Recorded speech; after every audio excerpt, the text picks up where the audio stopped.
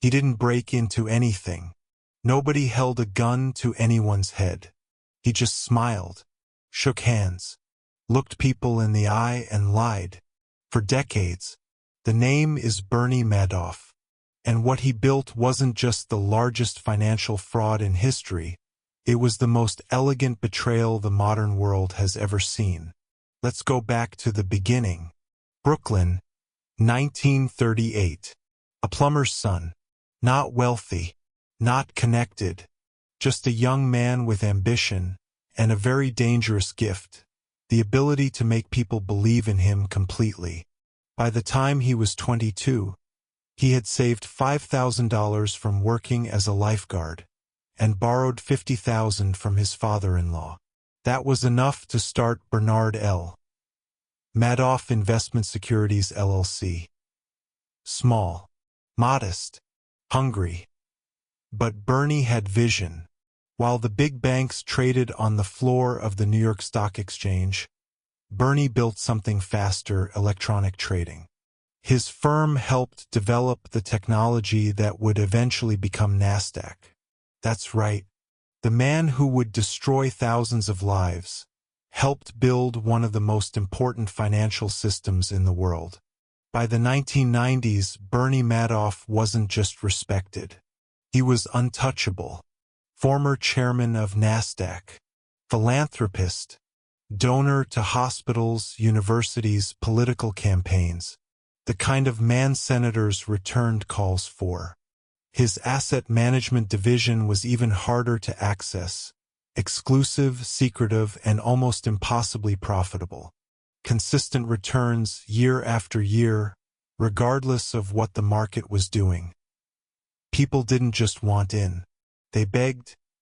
Hedge funds, banks, charities, Holocaust survivors, celebrities, ordinary families who handed over their life savings. Because if Bernie Madoff was managing your money, you had arrived. That was the illusion.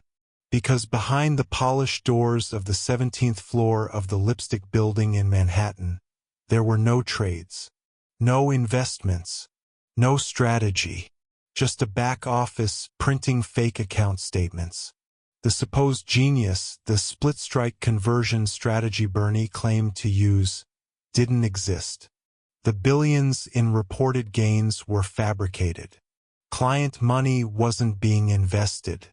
It was sitting in a single bank account, waiting to pay out whoever asked for their money back first. That is a Ponzi scheme in its purest, most calculated form. And Bernie Madoff ran his for at least 17 years. Some investigators believe it may have started even earlier, perhaps as far back as the 1970s. The SEC investigated him 6 separate times. 6 times and never uncovered the truth. Either because Bernie was too skilled at deception, or because no one could fathom that a man of his stature would gamble everything on such a fragile lie. But fragile lies have a weight limit.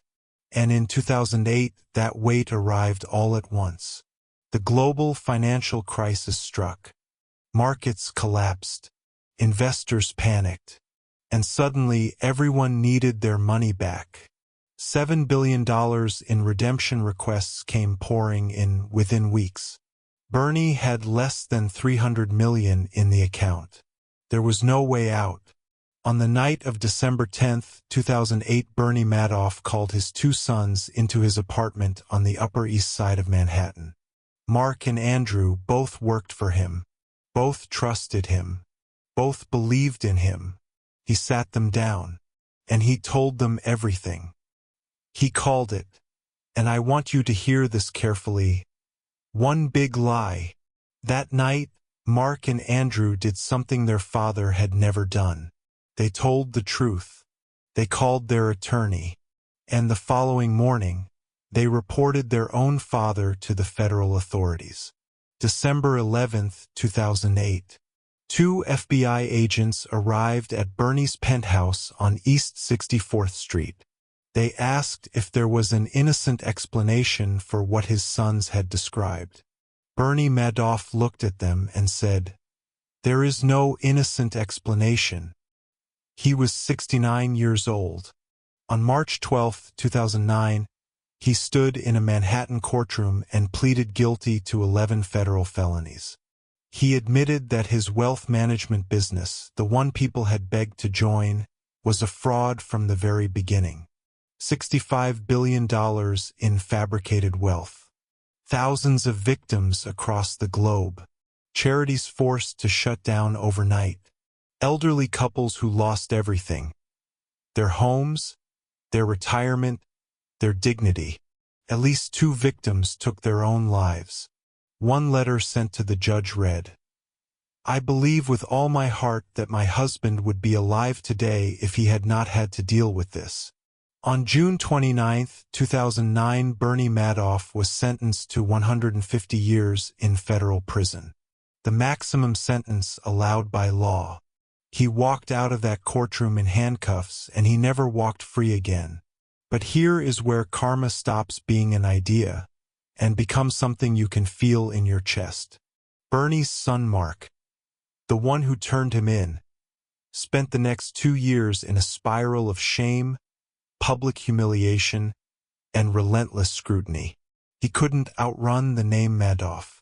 On December 11, 2010, exactly 2 years after his father's arrest, Mark Madoff hanged himself.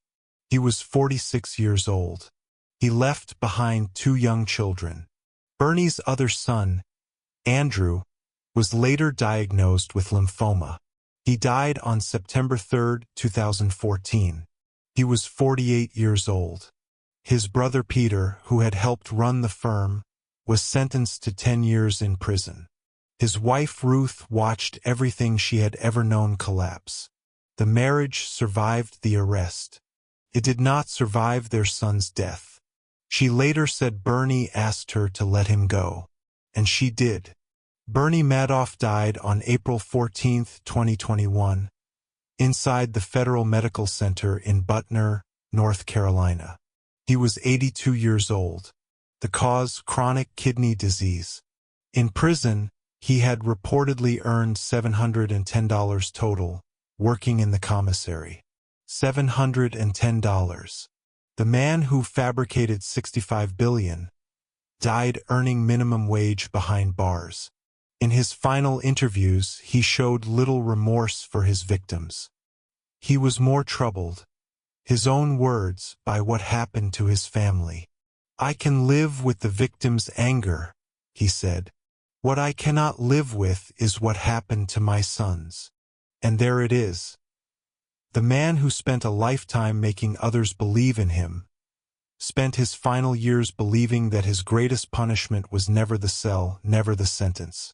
It was watching his children pay the price for his lie. That is not justice exactly. It is something older than justice. Some people call it karma. If the story stayed with you, subscribe now and hit the bell. The next chapter of Karma Unleashed goes even deeper into the lives of those who let greed rewrite their story and paid a price no court could ever hand down. Don't miss what's coming next.